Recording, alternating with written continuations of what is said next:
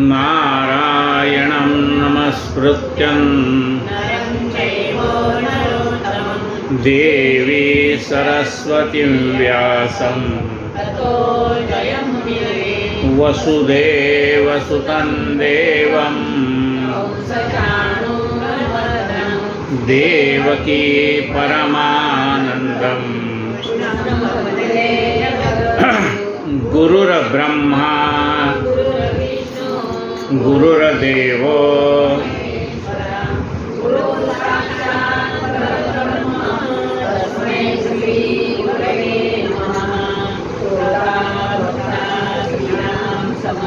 जय जय रघुवीर सम। कीर्तनेंदू हरिभक्तपरायण वैकुंठवासी अनाभावे लिखित सुलभ संक्षिप्त भागवत ग्रंथ, या ग्रंथातला 12वा स्कंद सुरू आहे, दुसरा अध्याय सुरू आहे। काल आपण 103 ओव्यापर्यंत आलो होतो।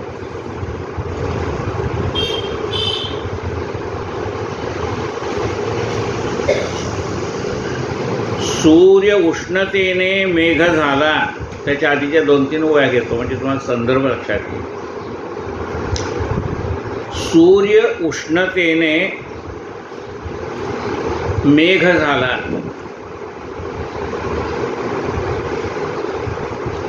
सूर्यांश नेत्र पाही त्याला,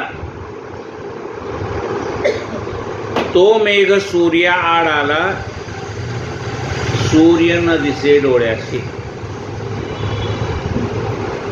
सूर्याच्या उष्णतेने पाण्याची वाफ होऊन त्याचा ढग निर्माण झाला। त्या सूर्याचाच म्हणजे सूर्य ही देवता डोळ्याची,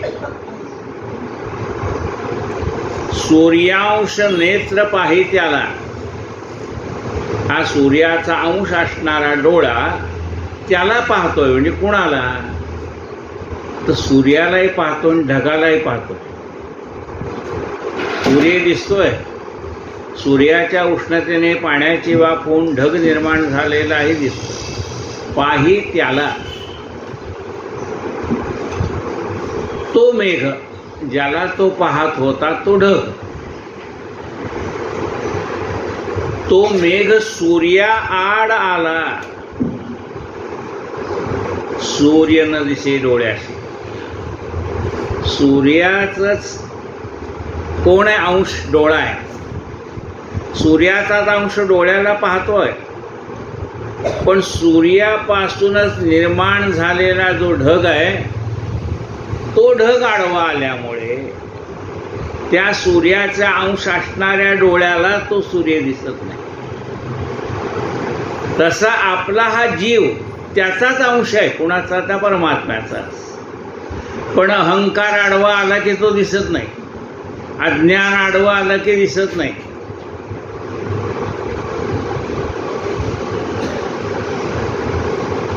तैसा अहंकार ब्रह्मकार्य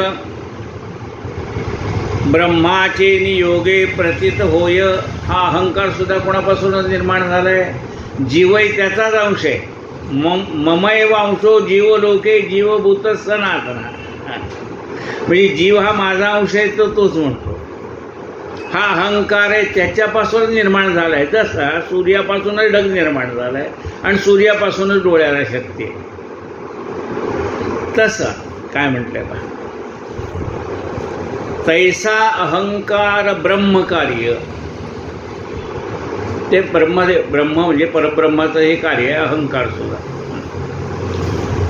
ब्रह्माचे नियोगे प्रतीत होय, ती ब्रह्म जो परब्रह्म आहे त्याच्या शक्तीनेच आपल्याला तो अहंकार सुद्धा कळतोय। प्रतीत होय, तोच येऊनी ब्रह्मा आड, तोच अहंकार या परब्रह्माच्या आड आलाय, त्यामुळे आपल्याला परब्रह्म दिसत नाही। तोच येऊनी ब्रह्मा आड, जीवान दिसे आत्मवस्तू, जीवाला ती आत्मवस्तू दिसत नाही, आत्मतत्व दिसत नाही। म्हणले हो ते लांब आहे तर कसं दिसणार? कुठं म्हणले ते वैकुंठ, कुठं तो देव बसला आणि काय म्हणले इतक्या लांब नाही हो. मग म्हणले कुठे आहे? देव जवळी जवळी अंतरी, भेटी नाही जन्मवरी.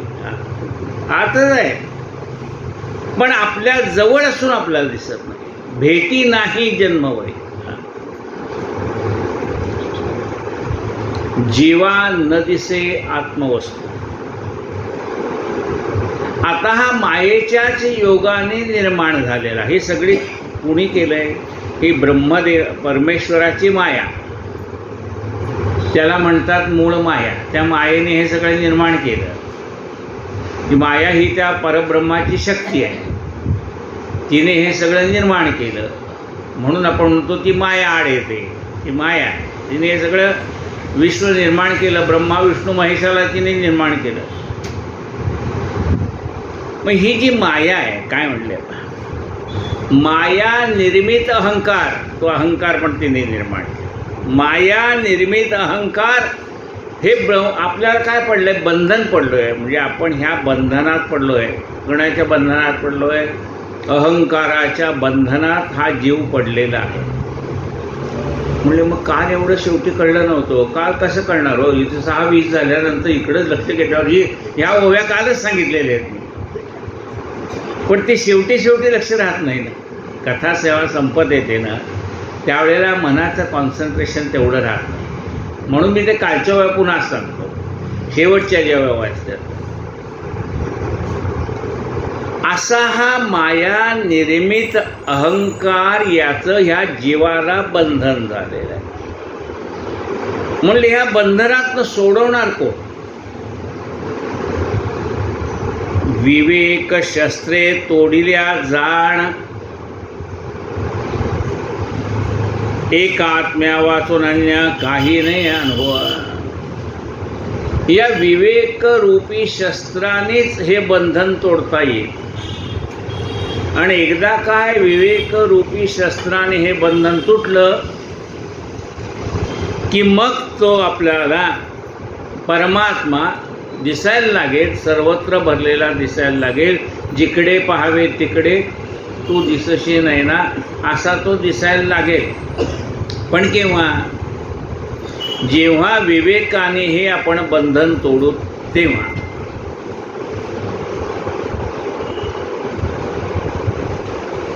माया निर्मित अहंकार बंधन, विवेक शस्त्रे तोडिल्या जाण, एका आत्म्या वाचून अन्य काही नाही अनुभवा.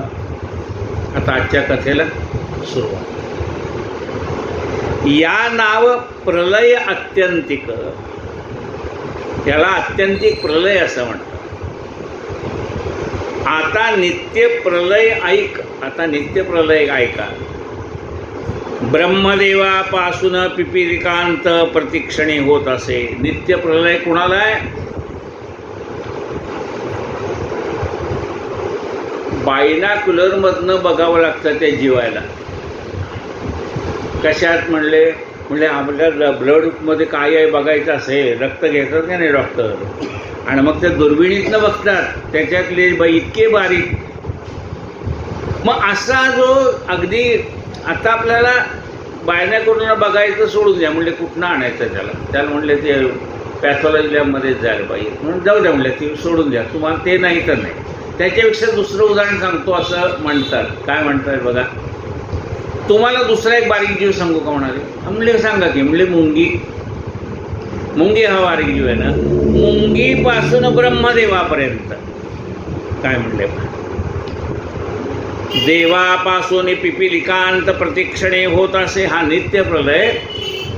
ब्रह्मदेवापासून मुंगीपर्यंत सर्वांना तो सारखाच आहे. नित्य प्रलय. समर्थकाल प्रवाहाचे वेगे, येता जाता तो न उमगे. हा प्रवाह अखंड असल्यामुळे आपल्याला तो कळत नाही. नित्य प्रलय रोज आहे, पण त्या कालाचा प्रवाह अखंड असल्यामुळे आपल्याला तो कळत नाही. जैसे म्हणजे असं कसं अखंड आहे कळत नाही? मग त्याला उदाहरण दिलं, जैसे नदीचे जळ वाहे सवेगे प्रवाह दिसे अखंडित. वाहती नदी आहे, तर गुरुनी त्याला सांगितलं, अरे तू एक डुबकी मारलीस ना, पुन्हा डुबकी मार. तेव्हा शिष्य म्हणतो, हीच नदी आहे ना, आत्ता ह्याच नदीत डुबकी मारली. ती म्हणले, ते जे पाणी होतं ना कधीच वाहून गेले, आता नवीन पाणी आलेलं आहे. हे पाणी सतत वाहत असल्यामुळे, अखंड असल्यामुळे नवीन पाणी येणं हे दिसत नाही आपल्याला, पण तो अखंड प्रवाह आहे. काय म्हणलंय बा, जैसे नदीचे जळ, म्हणजे आत्ता तू दुसरी डुबकी मारली ना, ती नवीन पाण्यात मारली, पहिलं पाणी गेलं भाऊ. जैसे नदीचे जळ वाहे सवेगे प्रवाह दिसे अखंडित, तो प्रवाह आपला अखंडित वाहताना दिसतो, म्हणून कळत नाही की ते नवीन पाणी आलंय म्हणून. तैसा प्रतिक्षणी ऱ्हास होई पुन्हा अवलिंबे भरून ये, नित्य प्रलय हा असे पाही प्रलयच्या संगीते. याला नित्य प्रलय म्हणतात. रोज आपल्या हजारो पेशी शरीरातल्या मरतात आणि पुन्हा नवीन तयार होतात, पण आपल्याला कळत नाही. आपल्या शरीराचा रोज ऱ्हास होतोय, पण आपल्याला कळत नाही. घटका जाती, फळे जाती, तास वाजे घणाणा, आयुष्याचा नाश होतो रामकार्य म्हणा. प्रतिक्षणी होणारा ऱ्हास हा आपल्या लक्षात येत नाही, नंतर लक्षात येतं, अरे आपलं बालपण कुठं गेलं. आपले मग ते अल्बम पाहिल्यावरच कळतो, हे म्हणले तुमचा पाळण्यातला फोटो, हे नाचतानाचा, हे केजीला जातानाचा हा. मग ते पाहिल्यानंतर आपल्या आयुष्यातला किती काळ निघून गेला ते कळत नाही. हे ऱ्हास जो चाललेला आहे ना, तो आपल्याला कळत नाही. म्हणून असं म्हटलंय, गेलेला क्षण परत येत नाही. क्षण गेला तो गेला, आता घडे न त्याची स्वर्ण तुला. तैसा प्रतिक्षणी ऱ्हास होई पुन्हा अवलिंबे भरून येई, नित्य प्रलय हा असे पाही प्रलय चार सांगितले. असे 4 प्रलय तुला सांगितले. कुणी कुणाला सांगितले? शुक महर्षींनी परीक्षिती राजाला सांगितले. ही भगवंताचीच लीला यास्तव सांगितली तुझला, वर्णिता ब्रह्मा ही भागला, पारण लागे वेदा ही भगवंताची लीला तुला सांगितली आहे, पण ही भगवंताची लीला ब्रह्मदेवही जाणू शकत नाहीत. ब्रह्मदेवाने जाणलं असतं तर गाई वासरं कशाला सत्य लोकाला नेऊन ठेवले असते.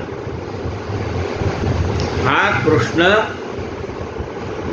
परब्रह्म स्वरूपामध्ये अवतीर्ण झालाय का मनुष्य म्हणून अवतीर्ण झालाय, हे याची परीक्षा करण्यासाठी त्यांनी ती गाई वासरं सत्य लोकाला नेऊन ठेवली.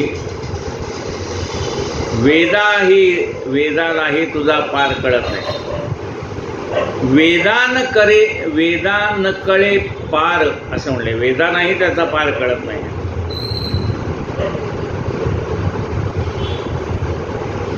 वर्णिता ब्रह्मा ही भागला, पारून लागे वेदा हे.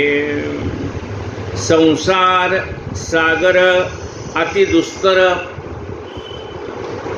जो पावणे असेल जरी पार, तो पावणे असेल जरी पार. हा संसार सागर अत्यंत दुस्तर आहे, म्हणजे कठीण आहे. याच्यामध्ये पाणसर्प आहेत, मगरी आहेत, सुसरी आहेत, ढोरे आहेत. हा भवसागर मोठा कठीण आहे, दुस्तर आहे. पण तो जर पहिल्या तीराला जायचा असेल, हा भवसागर उतरून पहिल्या तीराला जायचा असेल, तर तरी लीला कथा श्रवण ही सुंदर. ही भगवंताची लीला श्रवण करा, म्हणजे हा भवसागर सहज तरून तुम्ही जा.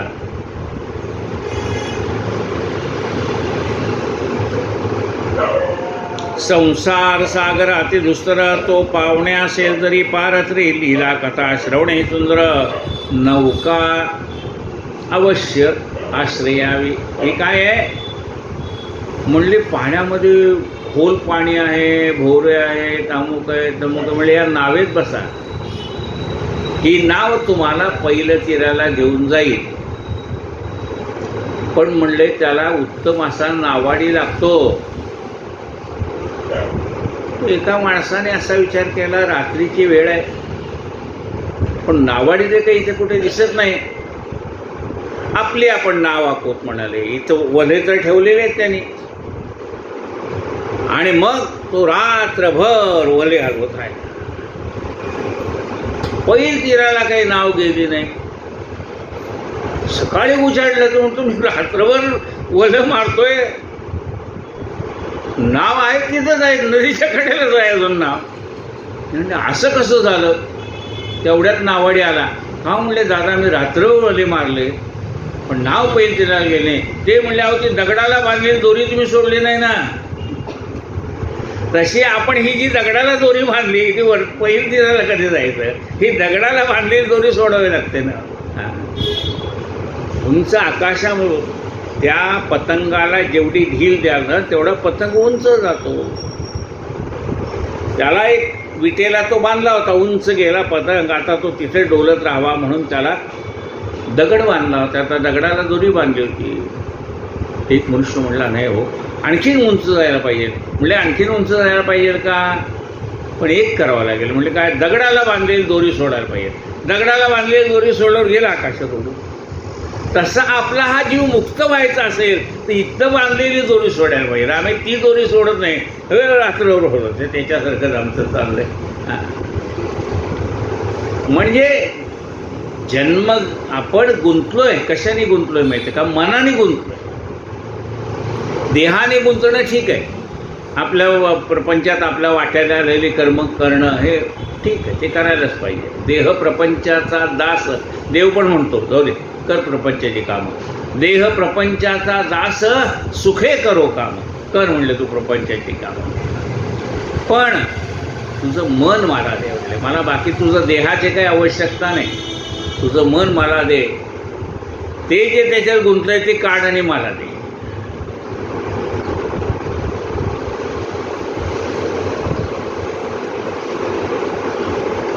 नौका अवश्य आश्रय यावे म्हणून नौका पाहिजे. पण नौकेचा नावाडीही चांगला पाहिजे.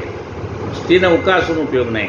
त्या नावाडी का चांगला पाहिजे? त्या नावाड्याला माहीत असतं हे कुठे भोवरे आहेत, कुठं पाणी कमी आहे, कुठं दगड आहेत, कुठं काय आहे, कुठं मगरी आहेत, कुठं सुसरी आहेत. त्याला डावलून कसं पुढे जायचं आहे हे त्या नावाड्याला माहीत. सद्गुरू कोण आहे? नावाडी. सद्गुरू पाहिजे त्या नावाला. त्या नावेला सद्गुरू पाहिजे.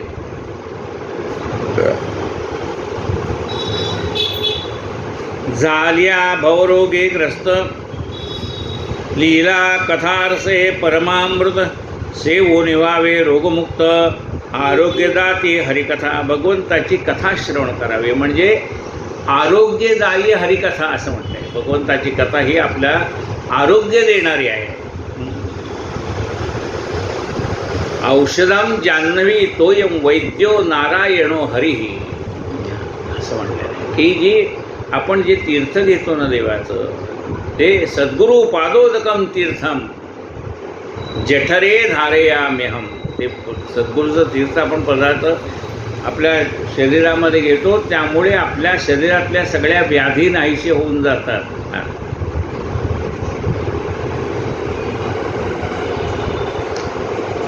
लीला कथा रसायनाचे एकायतन जेथ भक्ती विरक्ती ज्ञान ते हे भागवत महापुराण नारायणे कथले नारदासी. म्हणाले ह्या भगवंताच्या लीला ह्या सगळ्या एकत्र ठिकाणी कुठे मिळतील? म्हणाले या भागवत ग्रंथामध्ये मिळतील. या भागवत ग्रंथामध्ये या भगवंताच्या सगळ्या लीला वर्णन करून सांगितलेले आहे. या भागवत ग्रंथामध्ये काय आहे त्याने सांगितलंय. जेथ भक्ती विरक्ती ज्ञान, ज्या ठिकाणी भक्ती कशी करावी कळतं, मनात वैराग्य कसं निर्माण होतं तेही कळतं आणि आपल्याला ज्ञानाची प्राप्ती होते. म्हणून भागवत कथा ही कशासाठी? भक्ती विरक्ती आणि ज्ञानाची प्राप्ती करून देणारी भागवत कथा. ही कथा कोणी कुणाला सांगितली? तर पहिल्यांदा भगवंताने ही कथा ब्रह्मदेवाला सांगितली हंस रूपाने. मग ब्रह्मदेवाने नारदाला सांगितली, नारदाने व्यास महर्षीला सांगितली आणि मग व्यास महर्षीने आपल्या शिष्यांना सांगितली, परीक्षित राजाला सांगितली. हे ज्ञान भगवंतापासून आलेलं आहे. कृष्ण द्वैपायनासी श्री नारद करते झाले तोची बोध, बादरायणे केले विशद तेची ज्ञान मजला गे. शुक महर्षी म्हणतात, हे ज्ञान भगवंताने नारदांना दिलेले आहे. नारदाने ते व्यास महर्षींना दिले आणि शुक म्हणतात व्यासाने मला दिलं आहे. व्यासांना बादरायण असं नाव आहे काय, त्या व्यास महर्षींकडनं मला हे ज्ञान प्राप्त झालं आहे. ते ज्ञान मी तुला सांगतो. म्हणजे माझ्या पदरचं काही सांगतोय का? नाही. समर्थाने दासबोध लिहिला त्याही ठिकाणी त्याने असं सांगितलंय, नाना ग्रंथांच्या संमती भगवत वाक्य विरहित नसे बोलणे येथेचे. नाना ग्रंथांच्या संमती, सगळीकडचं चांगलं चांगलं आहे ते घेऊन मी तुम्हाला सांगितलंय. कीर्तनकार प्रवचनकार तर काय सांगतात? पदरचं थोडंच सांगतात.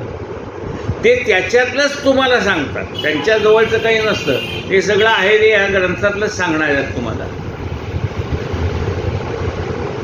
फक्त ते सांगताना म्हणजे मिसळण्याचा डबा एकच असतो, पण घरातल्या प्रत्येक गृहिणीच्या हाताची चव वेगळी असते. आईच्या हाताची चव वेगळी, बायकोच्या हाताची चव वेगळी, बहिणीच्या हाताची चव वेगळी, लेकीच्या हाताची चव वेगळी, सुनेच्या हाताची चव वेगळी. मिसळण्याचा डबा तोच आहे किंवा, पण प्रत्येकाची हाताची चव वेगळी आहे. तसं प्रत्येक कीर्तनकाराची, प्रत्येक प्रवचनकाराची सांगण्याची पद्धत वेगळी. सांगायचं तेच, फक्त ते नीट नेटकं कसं सांगता येईल त्याला महत्त्व आहे.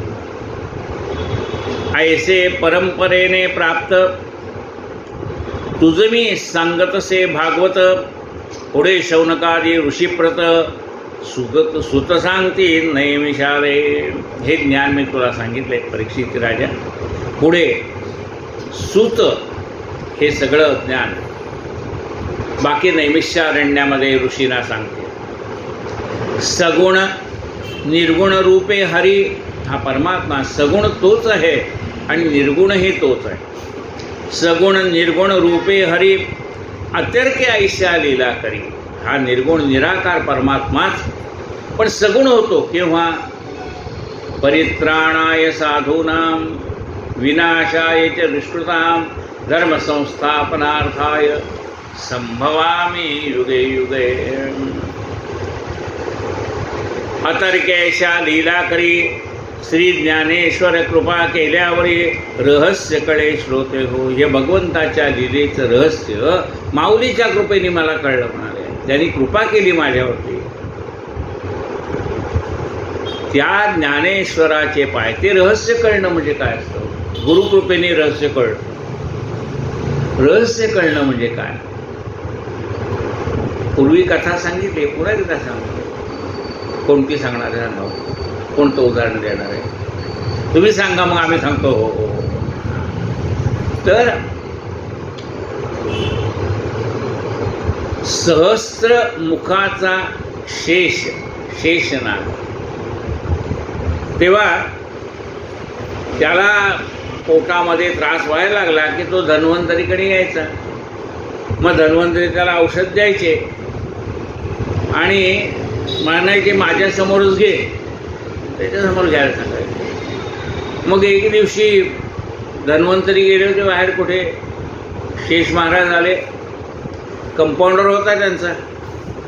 ते म्हणले, अहो मला पोटात दुखतं आहे, ते नेहमीच तक्रार आहे माझी पोटाची, पोटदुखीची. तेव्हा म्हणाले मला औषध द्या.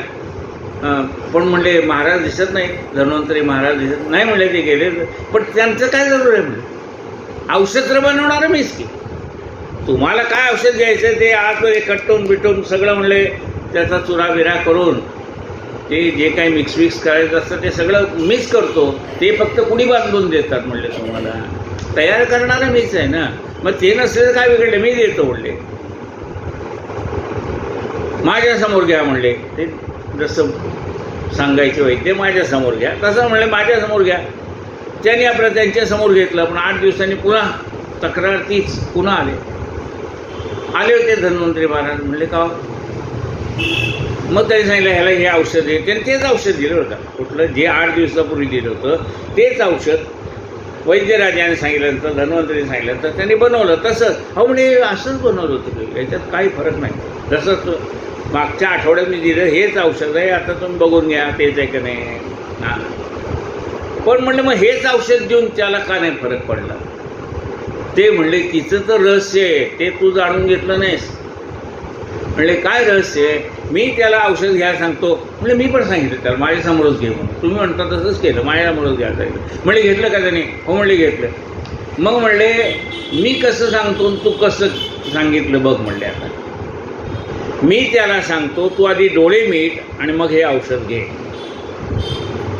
तू सांगितलंस का? नाही म्हणले, मी काय म्हणलं औषध तुम्ही देता तसं हे माझ्यासमोर घे म्हणलं घेऊन. पण त्याच्या आधी मी काय सांगतो तू ऐकलंस का? आधी डोळे मीट आणि मग हे औषध घे.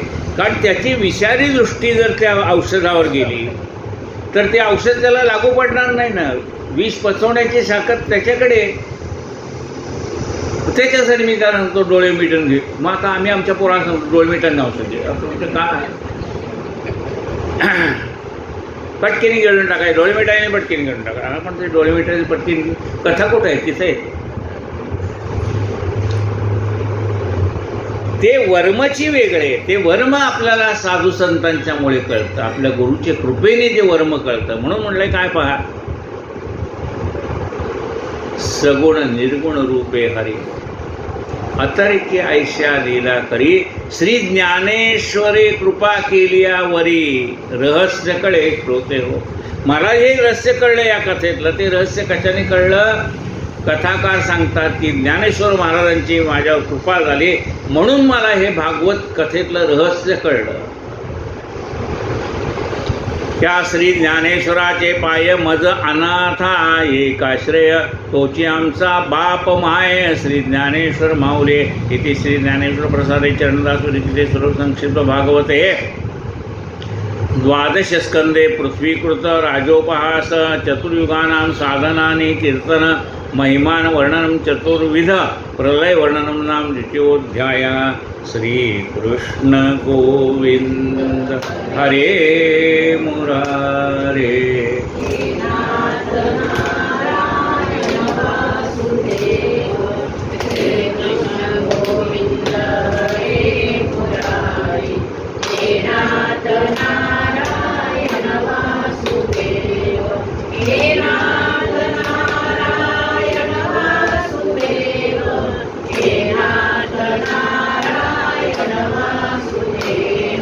श्री कृष्ण गोविंद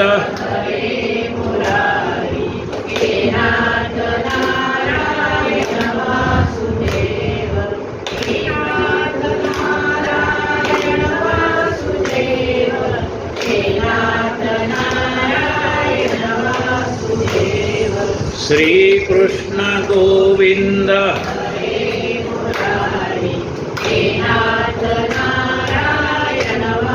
गोपाल कृष्ण भगवान की जय. जय परब्रह्मा श्री कृष्ण. मरण भय निवारणा. परमात्मा हा कसा आहे? परब्रह्म आहे. कृष्ण हा परब्रह्म आहे. जय परब्रह्मा श्री कृष्णा. मरण भय निवारणा. मरण तर प्रत्येकाला येणार आहे, पण आपल्याला मृत्यूचं भय आहे. पण त्याची ज्या वेळेला आपल्याला कृपा होते त्यावेळेला आपलं मृत्यूचं भय नाहीसं होऊन जातं. हो मृत्यू आजची घडो युगांती, मग त्याला मृत्यूचं भय राहत नाही. आता आला तर चल बाबा, तयारच आहे, काय बॅग बिग बांधायची काय जरूर नाही, आला की तर निघाल, ह्याच कपड्यावर म्हणाले. काही वेळ असतो का ड्रेस बदलायला, थांबा जरा ड्रेस बदलून येते, मेकअप करून येते, अमुक काय तमुक काही काय नाही. त्याने चला म्हटलं की आहे त्या ड्रेसवर निघाला, निघतो का नाही आपण त्या ड्रेसवरती, त्याला काय, जिथे आहे तसा घेऊन जातो तो, काय त्याला एक सेकंद इकडे कडा काय नाही. हां, त्याची वेळ आली की तो घेऊन जाणार. पण ते मृत्यूचं भय नाहीसं, मरण भय निवारणा, या भगवंताची कृपा झाली की आपल्याला आपल्या मृत्यूची भीती राहत नाही.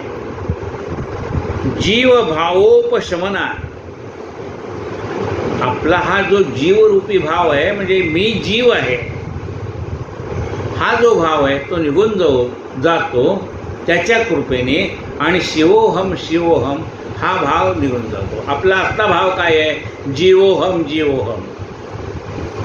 गुरुकृपेने आपण कोण होणार, शिवोहम शिवोहम. जीव भावोपशमना, करुणाघना, परमात्मा हा करुणाघन आहे, करुणाघना ज्ञानमया, ज्ञानमया, तो परमात्मा ज्ञानमय आहे. श्री शुकवंती बा शिष्योत्तमा, भगवान हरी विश्वात्मा, अखंडित वरिणा हेथ महिमा, श्रीमद्भागवत संहितेत.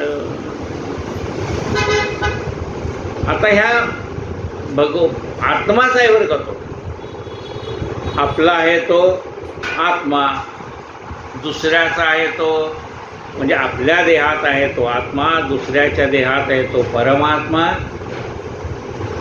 आणि या विश्वात आहे त्याला विश्वात्मा म्हटलंय. आहे तो एकच,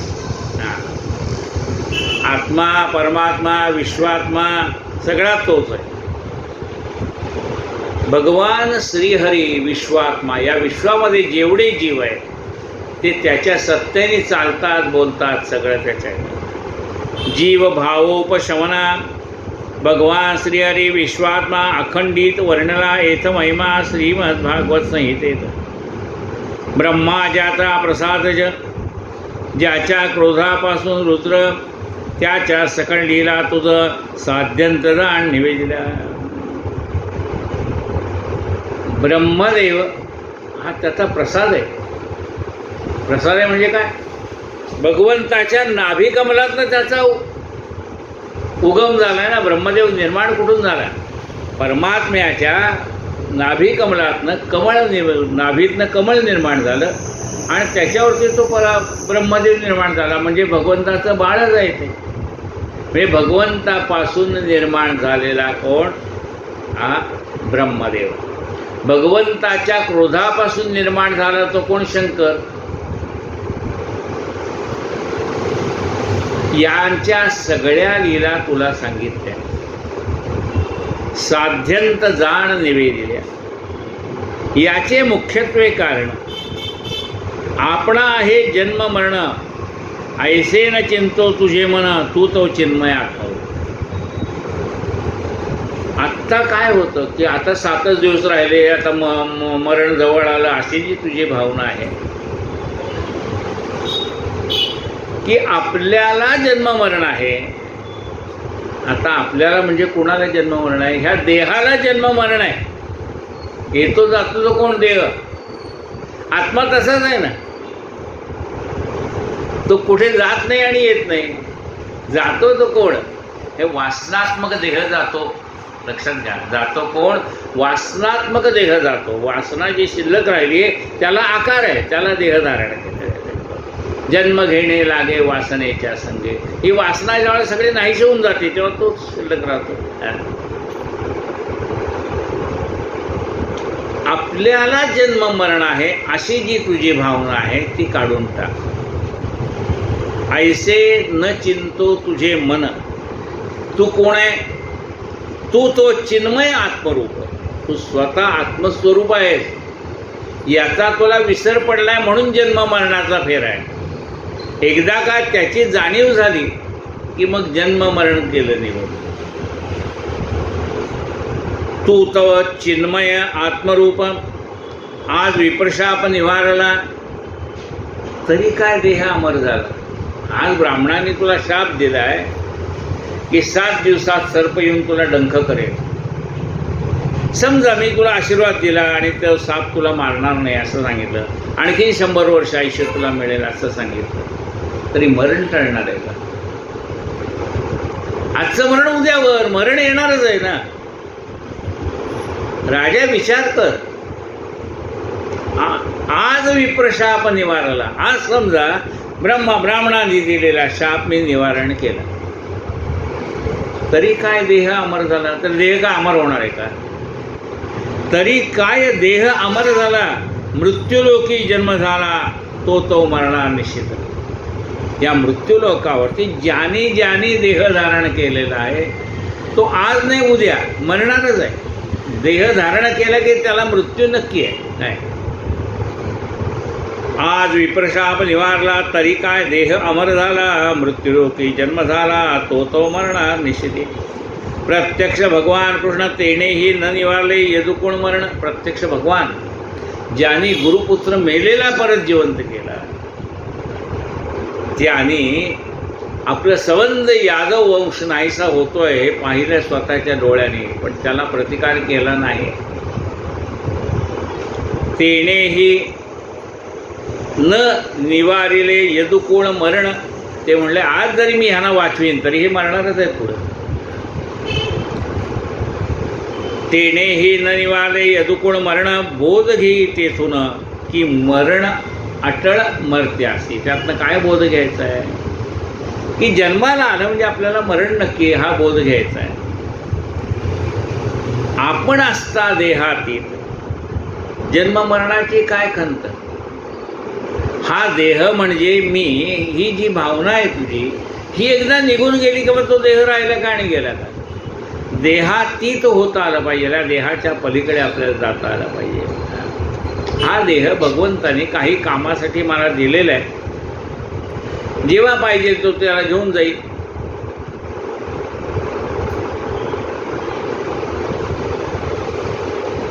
आपण असता देहाती, जन्म मरणाचे काय खंत, देहांतरे होत जात आपण अतीत त्यामुळे. असे हा देह अनेक जन्म घेईल आणि जाईल, पण आपण त्याच्यापासून वेगळे आहेत हे लक्षात ठेव. देह म्हणजे मी नाही, आत्मा म्हणजे मी आहे. पुत्र पौत्र देहाहून भिन्न. ही माझी मुलं बाळ आहे, आपल्या देहापासून वेगळीच म्हणाली ती. पुत्र पौत्र देहाहून भिन्न, तुझं नाही जन्म मरण. गगनासी मिळे गगन जैसा घट फुटली. घटामध्ये माठामध्ये आकाश आहे, घटाकाश मठाकाश म्हणलेलं आहे. घट फुटला तर का होईल? त्या घटातलं आकाश आकाशात मिसळून जाईल. तसंही चैतन्य चैतन्यात मिसळून जाईल.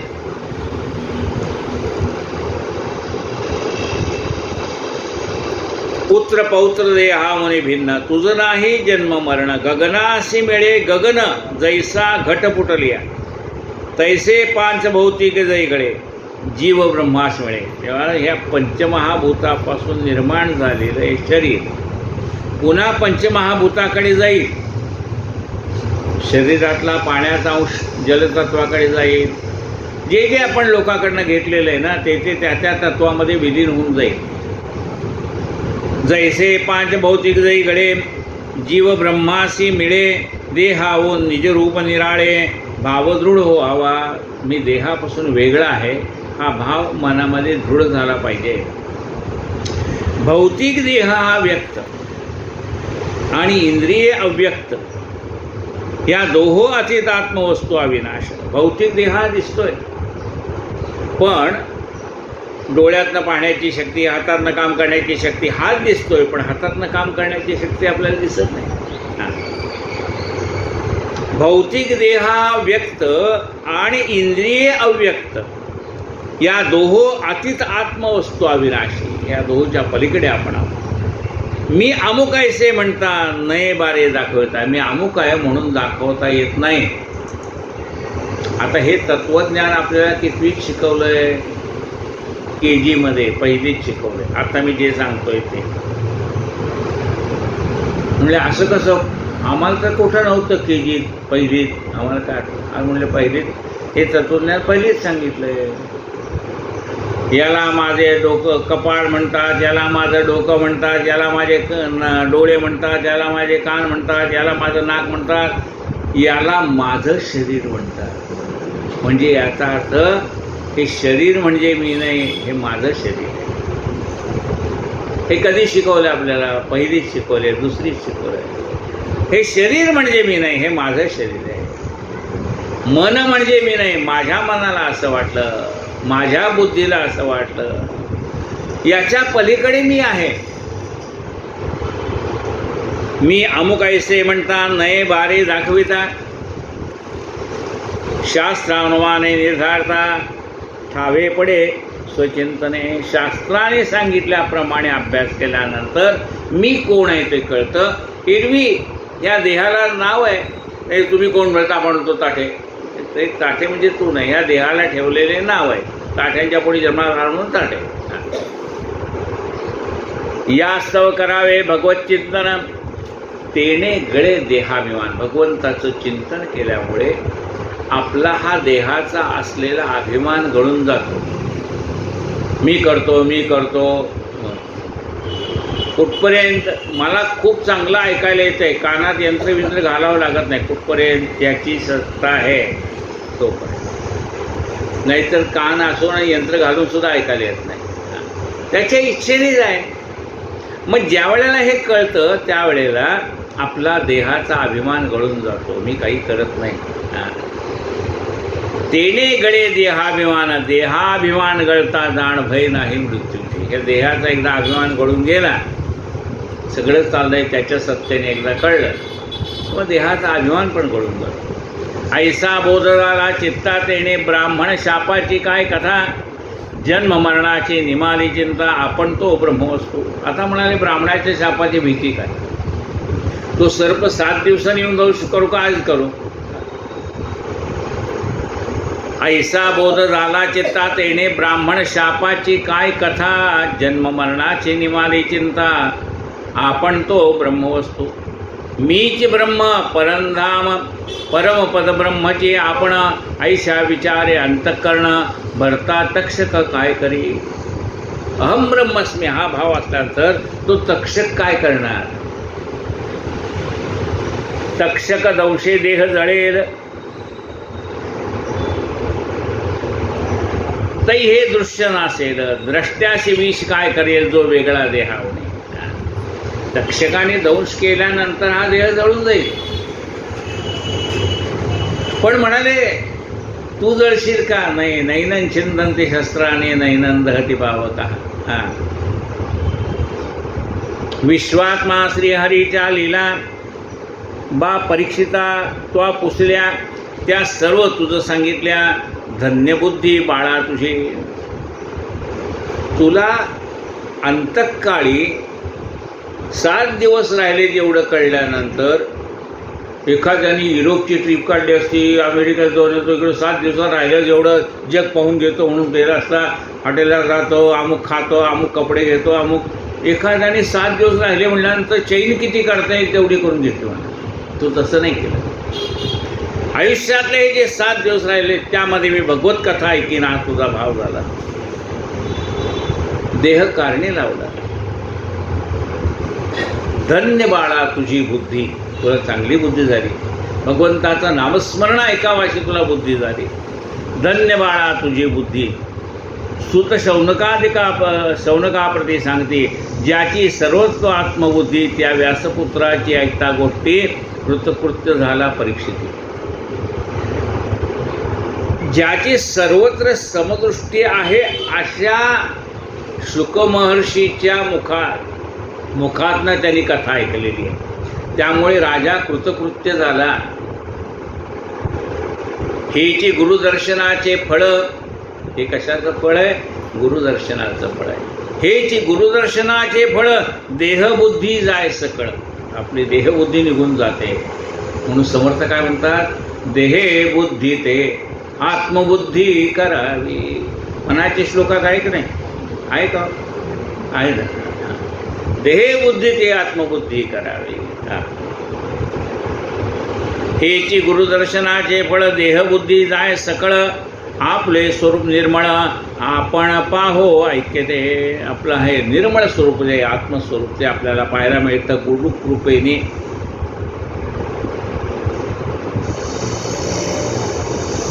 ज्ञानदाता सद्गुरु श्री शुकब्रह्मेचा चमत्कारो तेने करून उपकारो भवसागरे तार्य रे. यास्तव परीक्षिती बद्धांजली माथा ठेवी चरण कमळे नेत्राश्रुनी चरणक्षाळी धुळी लावली निजभाळी. त्या परीक्षितीच्या राजाच्या अंगावरती म्हणजे त्याच्या मनामध्ये अष्टसात्विक भाव जागृत झाले. डोळ्यातनं घळघळ घळघळ अश्रू वाहत आहेत, शरीर स्फुरण पावत आहे, अंगावर रोमांच उभे राहिलेले आहेत आणि आपल्या नेत्रकमलातनं निघणाऱ्या आनंद अश्रूंनी त्याने आपल्या गुरुचे चरण कमल धुतले.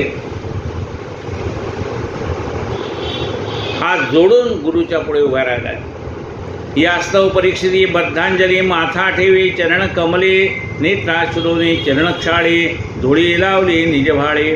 केली कृपादृष्टी आपण तेने झालो परिपूर्ण आपण कृपाळू होऊन केले गुणवर्णन श्रीहरीचे. आपण कृपा केली म्हणून मला भगवंताची कथा ऐकता आली असं त्याने सांगितलंय. मग एवढं सांगून गप्प बसलं का?